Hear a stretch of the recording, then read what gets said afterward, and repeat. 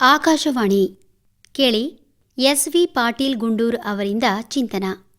19ನೆಯ ಶತಮಾನದ ಪೂರ್ವಾರ್ಧದಲ್ಲಿ ಇಡೀ ಜನತೆಯ ಗುರಿ ಒಂದೇ ಆಗಿತ್ತು: ಪರಕೀಯರಿಂದ ವಿಮೋಚನೆಯನ್ನು ಹೊಂದುವುದು. ಹೊಲ, ಮನೆ, ಮಡದಿ, ಮಕ್ಕಳು ಎಲ್ಲ ಇತ್ತು. ಅದರ ಕಡೆಗೆ ವಿಶೇಷ ಒಲವಿರಲಿಲ್ಲ. ಯಾವಾಗ ಬ್ರಿಟಿಷರ ಕಪಿಮುಷ್ಟಿಯಿಂದ ಪಾರಾಗುವೆಯೋ ಎಂಬುದರ ಕಡೆಗೇನೇ ಎಲ್ಲರ ಗಮನ.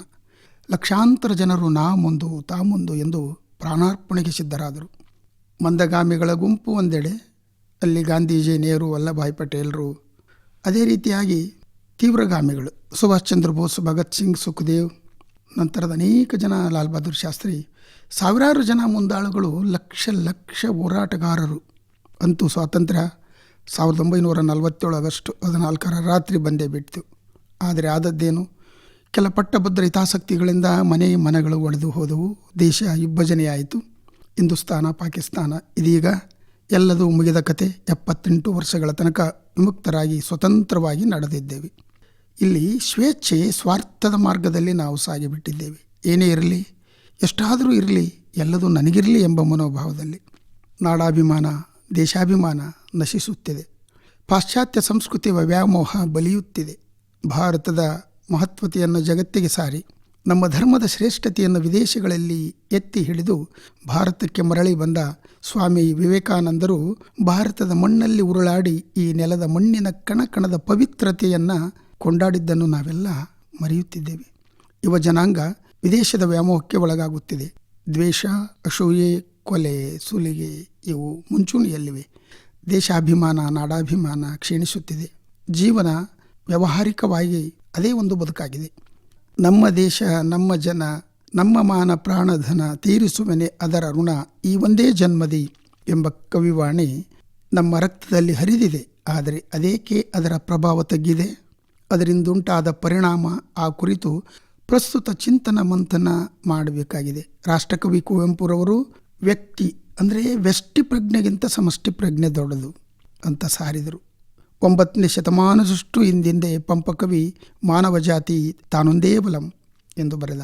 12ನೇ ಶತಮಾನದಲ್ಲಿ ಎಲ್ಲ ಶರಣ ಸಂಕುಲ ಮಾನವರೆಲ್ಲರೂ ಒಂದೆಂದು ನುಡಿದರು. ಬಸವಾದಿ ಶಿವಶರಣರು ಅದರಂತೆ ನಡೆದರು. ಕಾಯಕ ದಾಸೋಹದ ಜೊತೆಗೆ ಇವನಾರವ ಎಂಬುದೇ ಇವ ನಮ್ಮವನೆಂದು ಸರ್ವರನ್ನು ಒಪ್ಪಿಕೊಂಡರು. ಸ್ವಾತಂತ್ರ್ಯ ಅನಂತರ ಭಾರತ ಜಾತಿಯಿಂದ ಮುಕ್ತವಾಗಿ ಜಾತ್ಯತೀತ ರಾಷ್ಟ್ರವೆನಿಸಿತು. ಸಾಮರಸ್ಯಕ್ಕೆ ನಾಂದಿ ಹಾಡಿತು. ಆದರೀಗ ನವನಾಗರಿಕತೆಯ ಗುಂಪಿನಿಂದ, ತಂತ್ರಜ್ಞಾನದ ವೈಶಿಷ್ಟ್ಯದಿಂದ ಸಾಮರಸ್ಯ ಅನ್ನುವ ಪದ ಮರೆಯಾಗುತ್ತಿದೆ. ಜಾತ್ಯತೀತ ರಾಷ್ಟ್ರದಲ್ಲಿ ಸಾವಿರಾರು ಜಾತಿಗಳು ಮೈಕೊಡುವಿ ನಿಂತಿವೆ. ಜಾತಿಗಳು ಅವುಗಳೊಂದಿಗೆ ಉಪಜಾತಿಗಳು ಮಿಂಚತೊಡಗಿವೆ. ಜಾತಿ ಉಪಜಾತಿ ಒಬ್ಬೊಬ್ಬ ಗುರುಗಳನ್ನು ಮಾಡಿಕೊಂಡೆವು. ಏನೇ ಇರಲಿ, ಸಾಮರಸ್ಯದ ಬೆಸಿಗೆ ಆಗಬೇಕಾಗಿತ್ತು. ಇಷ್ಟಕ್ಕೆ ಸುಮ್ಮನಾಗಿಲ್ಲ. ಸ್ವಾತಂತ್ರ್ಯಕ್ಕಾಗಿ ಹೋರಾಡಿದ ಮಹಾಮಹಿಮರ ಹಿಂದಿನ ಅವರ ಹುಟ್ಟಿನ ಕುಲಗೋತ್ರಗಳನ್ನು ನಾವು ತಿಳಿದುಕೊಂಡು ರಾಷ್ಟ್ರ ನಾಯಕರನ್ನು ನಮ್ಮ ಪಾಡಿಗೆ ಜಾತಿ ನಾಯಕರನ್ನಾಗಿ ಮಾಡಿಕೊಂಡಿದ್ದೇವೆ. ಇದರಿಂದ ಆ ಎಲ್ಲ ನಾಯಕರು ಜಾತಿಗಷ್ಟೇ ಸೀಮಿತವೆಂಬಂತೆ ಮಾಡುತ್ತಾ ನಡೆದಿದ್ದೇವೆ. ಇದರಿಂದ ಅಂತರವನ್ನು ಸೃಷ್ಟಿಸತೊಡಗಿದ್ದೇವೆ. ನಾವು ಚಿಕ್ಕವರಿದ್ದಾಗ ರಾಷ್ಟ್ರದ ಬಗ್ಗೆ ಒಂದು ಘೋಷವಾಕ್ಯವನ್ನು ಕೂಗುತ್ತಿದ್ದೆವು: ನಾವೆಲ್ಲ ಒಂದು, ನಾವೆಲ್ಲ ಬಂಧು ಎಂದು. ಈಗ ನಾವುಗಳು ನಮ್ಮ ಕುಟುಂಬಕ್ಕಷ್ಟೇ ಸೀಮಿತಗೊಳ್ಳುತ್ತಿದ್ದೇವೆ. ಇದು ಅಪಾಯಕಾರಿ ವರ್ತನೆ ಎಂದು ಎಲ್ಲ ಬಲ್ಲ ಜ್ಞಾನಿಗಳು ಎಚ್ಚರಿಸುತ್ತಿದ್ದಾರೆ. ರಸ್ತೆಯ ಕಲ್ಲು ಮಣ್ಣು ಅಷ್ಟೇ ಏಕೆ, ಬಸ್ ಸ್ಟ್ಯಾಂಡಿನಲ್ಲಿರೋ ಬಂಡೆಗಳನ್ನು ಕಿತ್ತಿ ನಮ್ಮ ಮನೆಗೆ ನಾವು ಒಯ್ತೇವೆ. ಎಂಥ ಸಣ್ಣತನವಲ್ಲ. ರಸ್ತೆ ಯಾರ್ದು? ಆ ತಂಗುದಾಣಗಳು ಯಾರು?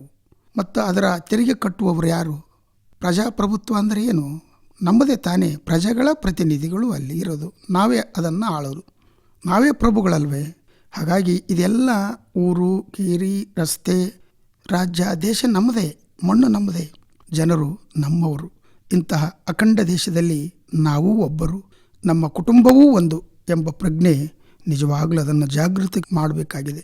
ಇದುವರೆಗೆ ಎಸ್.ವಿ. ಪಾಟೀಲ್ ಗುಂಡೂರ್ ಅವರಿಂದ ಚಿಂತನ ಕೇಳಿದಿರಿ.